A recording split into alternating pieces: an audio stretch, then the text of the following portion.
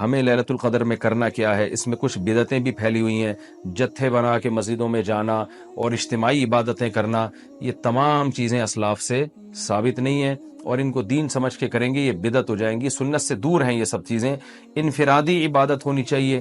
نماز کا کوئی الگ سے مخصوص طریقہ ثابت نہیں ہے لیلۃ القدر کی رات میں. جو طریقے سے عام آپ نمازیں پڑھ رہے ہیں وہی اسی طریقے سے. یہ نہیں کہ پہلی رکعت میں یہ صورت، دوسری میں یہ صورت. یہ تمام چیزیں لوگوں میں پھیلی ہوئی ہیں، یہ بدعت ہیں، ان کا حقیقت سے سنت سے کوئی تعلق نہیں ہے. تلاوت کریں، دعائیں مانگیں اور تہجد کی نماز پڑھیں. جتنے نوافل اللہ آپ کو توفیق دیتے ہیں، آپ جیسے عام معمول ہے نوافل پڑھنے کا اسی طرح پڑھیں. اور بہتر ہے گھر میں عبادت کریں. گھر میں اگر مشکل ہو رہی ہے تو مسجد میں بھی جا سکتے ہیں، لیکن نوافل گھر میں پڑھنا یہ مسجد میں پڑھنے سے زیادہ افضل ہے. مسجد میں شور شرابہ کرنا، لیلۃ القدر کے نام پہ جتھے بنا کے بیٹھنا، پھر لیلۃ القدر کی رات پہ پوری رات پروگرام چلنا مسجدوں میں، یہ سب چیزیں لوگوں کو عبادت سے غافل کرنے والی ہیں. بیان بھی ہونے چاہیے مختصر، آدھا گھنٹہ ہو گیا، 1 گھنٹہ ہو گیا، باقی وقت عبادت میں لگانا چاہیے. دوسری بات یہ کہ اتنی کثرت سے عبادت کرنا کہ آپ کا دماغ ہی خراب ہونا شروع ہو جائے، نیند سے حالت خراب ہو جائے، تو یہ بھی ٹھیک نہیں ہے. کچھ دیر آرام بھی کرنا چاہیے تاکہ جتنی عبادت ہو وہ طبیعت میں نشاط کے ساتھ اور فریشنس کے ساتھ ہو، آپ اس میں ٹینشن میں نہ آ رہے ہوں. اور ایک اہم بات یہ بھی ہے کہ اصل عبادت گناہ چھوڑنا ہے. آپ صلی اللہ علیہ وسلم نے لیلۃ القدر میں ہمیں جو دعا سکھائی ہے اس دعا کا مفہوم بھی یہی ہے. صحیح حدیث میں دعا آتی ہے کہ لیلۃ القدر میں یہ دعا مانگو، اللہم انک عفو تحب العفو فاعف عنا.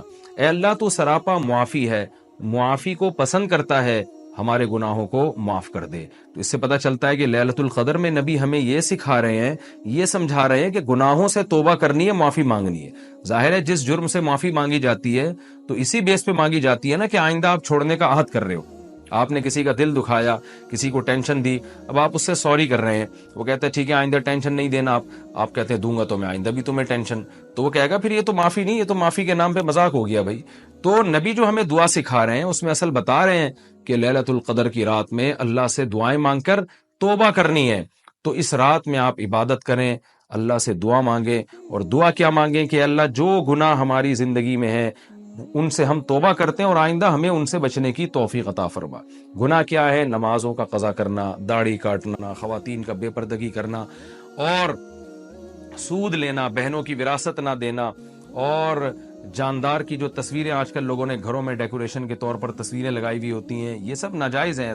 آپ صلی اللہ علیہ وسلم نے فرمایا ان من اشد الناس عذابا یوم القیامۃ المصورون، کہ سب سے سخت ترین عذاب قیامت کے دن تصویر بنانے والے کو ہوگا.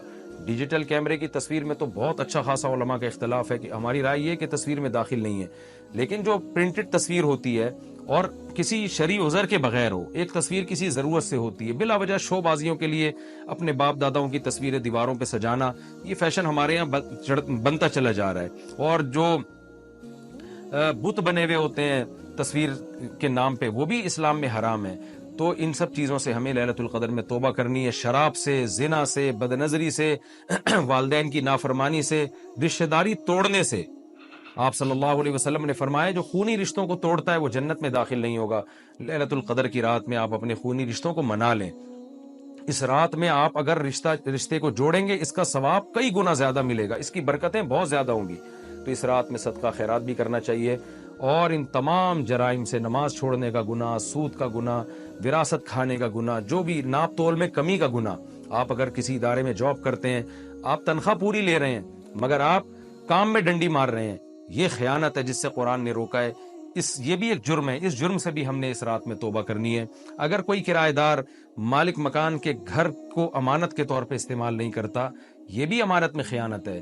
اور اگر مالک مکان کرایہ دار کو تنگ کرتا ہے یا کرایہ دار مالک مکان کو ٹائم پہ کرایہ نہیں دیتا، یہ بھی جرم ہے جس کو قرآن بیان کرتا ہے امانت میں خیانت.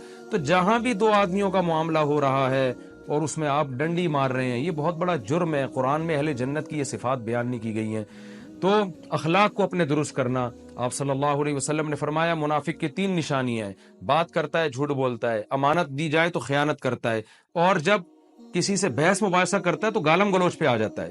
آج دیکھیں دفتروں میں کیا حال ہے، بات بات پہ گالیاں، ذرا سے کوئی مسئلہ ہوتا ہے فوش فوش گالیاں نکالنا شروع کر دیتے ہیں. تو یہ تمام چیزیں ایسی ہیں جن سے ہمیں اس رات میں توبہ کرنی ہے.